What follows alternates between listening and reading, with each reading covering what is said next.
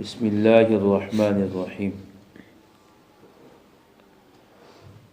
ہنسی مذاق کی طلاق بھی طلاق ہے۔ عن ابی ہریرہ ان رسول اللہ صلی اللہ علیہ وسلم قال ثلاث جدہن جد وہزلہن جد النکاح والطلاق والرجعۃ۔ حضرت ابو ہریرہ رضی اللہ عنہ سے روایت ہے کہ رسول اللہ صلی اللہ علیہ وسلم نے فرمایا کہ تین چیزیں ایسی ہیں جن میں دل کا ارادہ اور سنجیدگی کے ساتھ بات کرنا بھی حقیقت ہے اور ہنسی مذاق کے طور پر کہنا بھی حقیقت ہے۔ ان میں سے ایک نکاح، دوسرا طلاق اور تیسری رجعت۔ اس کا مطلب یہ ہے کوئی آدمی اپنی بیوی کو ہنسی مذاق میں ہی کہہ دیتا ہے تو وہ بھی طلاق ہو جاتی ہے۔ ہنسی مذاق میں بیوی سے گپ شپ لگا رہا ہے اور گپ شپ میں اس نے یہ الفاظ بھی کہہ دیے تو حقیقت یہ بن جائے گی۔ یہ بات میں یہ نہیں کہا جائے گا کہ میں تو ہنسی مذاق کر رہا تھا، میرا ارادہ نہیں تھا۔ تو یہ ایک ایسا معاملہ ہے، طلاق ایک ایسا لفظ ہے ہنسی مذاق کے اندر بھی واقع ہو جاتا ہے اور وہ بات حقیقت بن جاتی ہے۔ اس لیے خاص طور سے ایسے معاملے میں بہت ہی احتیاط کرنی چاہیے۔ غصے میں تو طلاق ہوتی ہے، بعض اوقات کہتے ہیں جی میں تو غصے میں تھا۔ اب طلاق غصے میں ہی ہوتی ہے، اکثر لڑائی جھگڑے نفرت جو ہوتی ہے وہ غصے میں ہوتی ہے اور پھر نفرت کا اظہار طلاق کے ذریعے سے کیا جاتا ہے بیوی سے۔ تو کوئی بھی معاملہ ہو، ہنسی مذاق ہے یا غصے میں ہے، طلاق واقع ہو جاتی ہے، اس میں ارادہ ہو یا نہ ہو۔ لفظ طلاق ایک ایسا لفظ ہے اس میں ارادے کا کوئی تعلق نہیں ہے، زبان سے نکال دیا، دل کی بات نہیں ہے۔ دل میں جتنے مرضی خیال آتے رہے، جب تک لفظ کا اظہار نہیں ہوگا وہ طلاق واقع۔ ایک بندہ دماغ میں سوچتا ہے تو سوچنے سے کچھ نہیں ہوگا جب تک اس کو زبان سے اس کا اظہار نہ کرے، اور زبان سے اظہار کر دیا کسی بھی صورت میں وہ واقع ہو جاتی ہے۔ اسی طرح نکاح، مثال کے طور پر کوئی دو آدمی ہیں، ان کی جو ہے گواہی کی موجودگی میں ایک ایجاب و قبول ہو رہا ہے تو وہ اگرچہ وہ مذاق میں کر رہے ہیں لیکن نکاح ہو جائے گا۔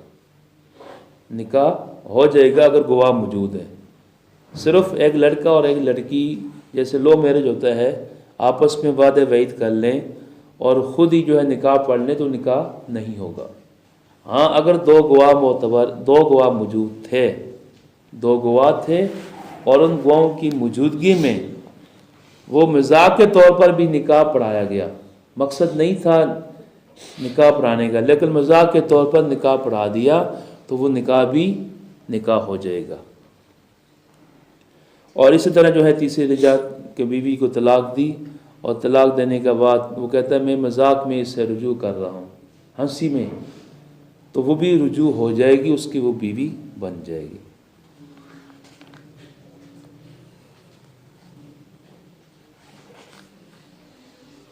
حضرت اسماء بنت یزید انصاریہ سے روایت ہے، انہوں نے بیان کیا کہ رسول اللہ صلی اللہ علیہ وسلم کے عہد مبارک میں ان کو طلاق ہو گئی تھی اور اس وقت تک مطلقہ عورت کے لیے عدت کا کوئی حکم نہیں آیا تھا، تو اللہ تعالیٰ نے قرآن مجید کی وہ آیت نازل فرمائی جن میں طلاق والی عدت کا بیان ہے۔ تو یہ اسماء بنت یزید وہ پہلی طلاق یافتہ خاتون ہیں جن کے بارے میں طلاق کی عدت کا حکم نازل ہوا۔ اور وہ آیات والمطلقات یتربصن بانفسہن ثلاثۃ قروء، اگر عورت کو طلاق ہو جائے تو اس کی عدت کی تین صورتیں ہیں۔ اگر وہ عورت ایسی ہے کہ جس کو ماہواری آتی ہے، جس کو حیض کہا جاتا ہے، حیض آتا ہے، تو اس کے لیے 3 حیض شرط ہے۔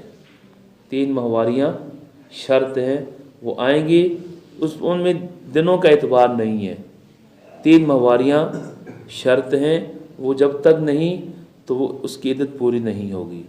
और दूसरी जो है वो किस्म की औरतें हैं कि जिनको माहवारी नहीं आती, जैसे बड़ी उम्र की औरतें हैं, 50 साल से ऊपर हो जाएं तो माहवारी ख़त्म हो जाती है, ऐसी औरत को तलाक दे दी गई हो तो उसकी इद्दत 3 महीने है। इस्लामी महीने के एतबार से 3 महीने उनकी इद्दत है, उनमें माहवारी शर्त नहीं, इसलिए कि वो आ ही नहीं रही। और तीसरी किस्म की वो औरतें हैं जिनको तलाक दी गई, वो उनके पेट में बच्चा था, तो इनकी इद्दत जो है वज़ाए हमल है। जब तक बच्चा पैदा नहीं होगा तो महीनों का कोई एतबार नहीं है, उनकी इद्दत वज़ाए हमल है। जब बच्चा पैदा हो जाए, मसलन बीवी किसी को तलाक दे मिल गई, अब 10 दिन के बाद उसके यहाँ बच्चा पैदा हो गया, उसकी क्या इद्दत पूरी हो गई है, वज़ाए हमल है। इसी तरह किसी को औरत को तलाक हो गई, वो उसके पेट में बच्चा था, तो वो बच्चा 9 महीने के बाद जाकर पैदा हुआ, तो समझो वो 9 महीना उसकी क्या है, इद्दत है। तो उस बच्चे की पैदाइश तक वो किसी से निकाह नहीं कर सकती, हाँ वो उसकी इद्दत है। अल्लाह से दुआ है कि हम सबको समझ कर